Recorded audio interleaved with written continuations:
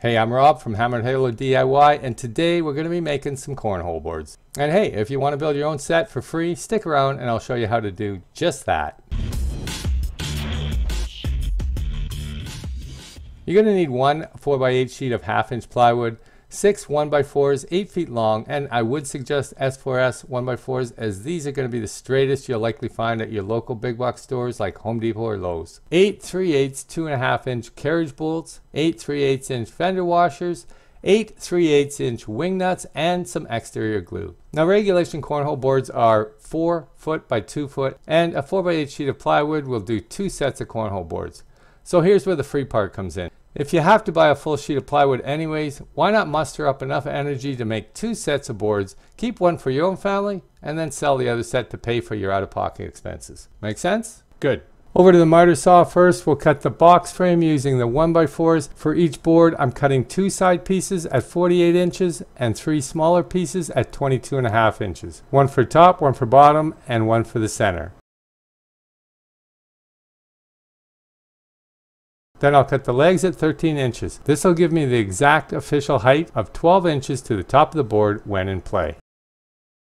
For each set of cornhole boards, you will have 4 legs 13 inches long, 6 top, bottom, and center pieces 22.5 inches long, 4 side pieces 48 inches long, and 2 2-foot by 4-foot sheets of plywood. This is a custom order from a local party rental company, and the other 2 pieces are for drink holders, which they requested as part of the design. This is totally optional, but let's face it, if adults are playing, there's likely some beverages floating around. I got some beers.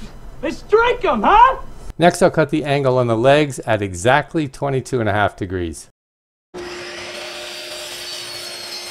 The legs need to be rounded for a smooth operation once installed in the boards. I'm using a roll of tape, but you can use anything that has the same width as the board, such as a coffee mug or even a can. I'm using a jigsaw to cut as close to the line as possible and then just sanding it down to the line.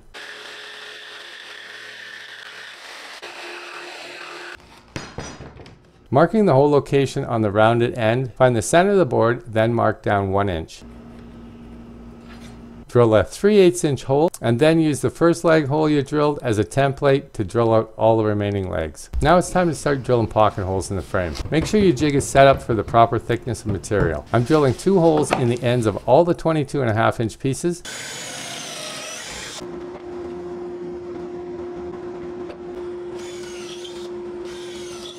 I'll also be drilling pocket holes every 8 inches that would attach the frame to the top of the plywood. I did this on all the pieces of the frame. Once all the holes were drilled, I could assemble the frame. Using clamps to hold it together will help keep everything aligned. You also want to make sure to use exterior wood glue on all these joints.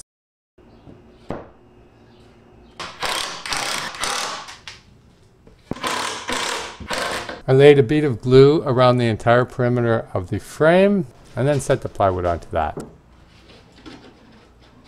Clamped it down and then fastened all the pocket screws.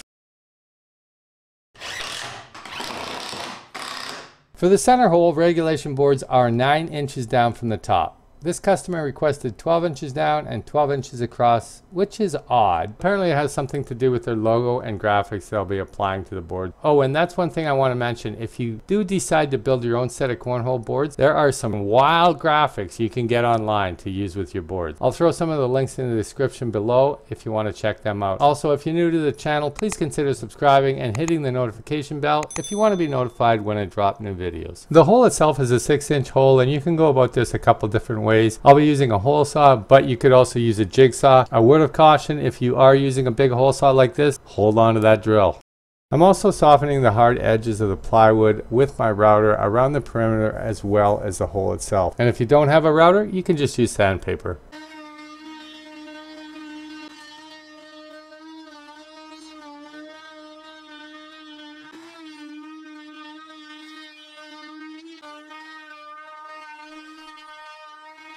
I've cut a 1-inch spacer block to set the legs at the appropriate distance from the corner of the box. Drill a 3/8-inch hole through the pre-drilled hole in the legs, then through the sides of the frame. Insert a carriage bolt on either side and tap it into the wood.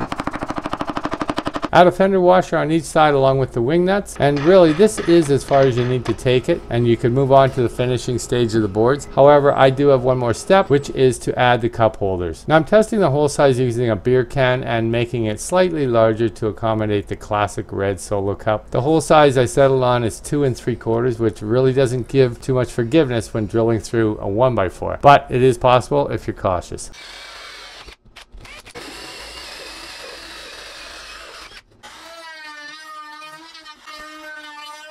Mount the drink holder using glue and pocket screws again, making sure the shelf is level and even side to side.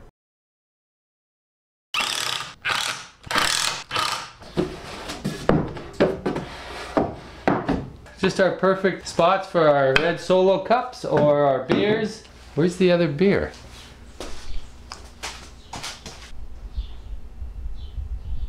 Dude, what are you doing? Give me the can. Jeez, completely empty. For the finishing of these boards, we're using 3 coats of clear Helmsman spar urethane to bring out the natural grain of the wood. We are waiting for the vinyl graphics to be finished, so I'm only applying 2 coats for now, and then I'll do a final coat over top of the graphics when I get them.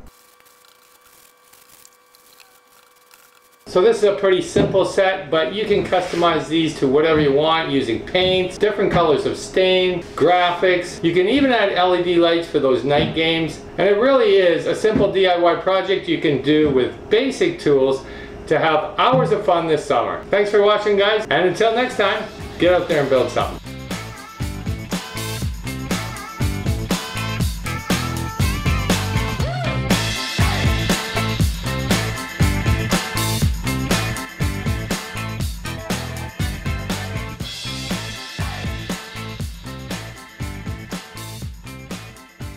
Well, it's been a long day, and it's now time to go celebrate Canada Day down at the lake.